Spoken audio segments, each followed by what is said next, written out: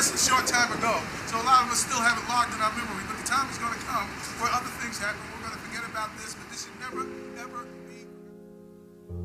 What is the sense and significance of life on Earth, and human life in particular? This was George Ivanovich Gurdjieff's question. At an early age, he had realized a high degree of being.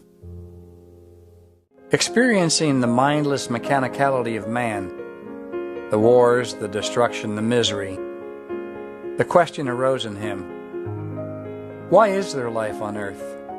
What purpose does it serve, if any?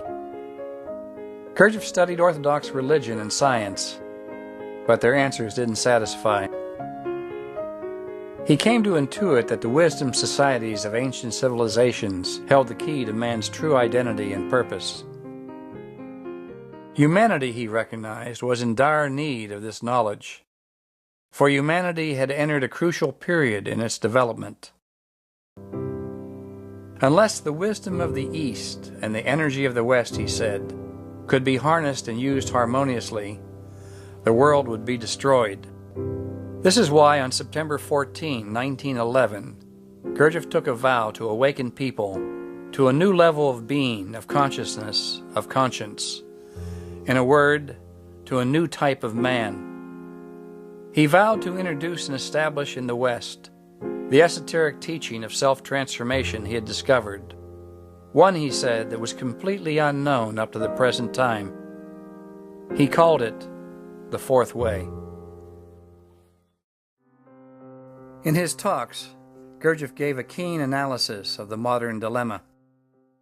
There is a growth of personality, he said, at the cost of essence. That is, a growth of the artificial, the unreal, and what is foreign, at the cost of the natural, the real, and what is one's own. We see everywhere a preponderance of vulgarity and stupidity of all kinds, and in life we only see new divisions, new hostility, new misunderstandings.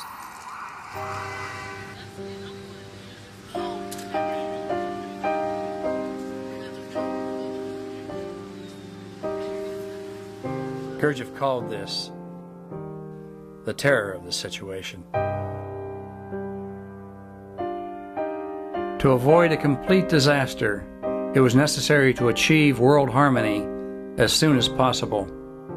It could not be achieved by politics, philosophy, religion, or any organized movement that treated man in the mass.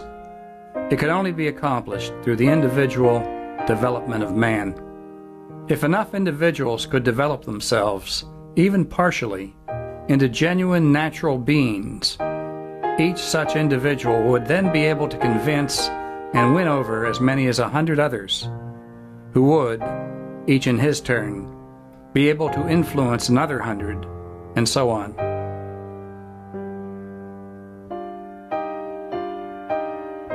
In sum, what Gurdjieff was saying was that everyone, like Atlas, would hold up, be responsible for their own world, and thus the larger world.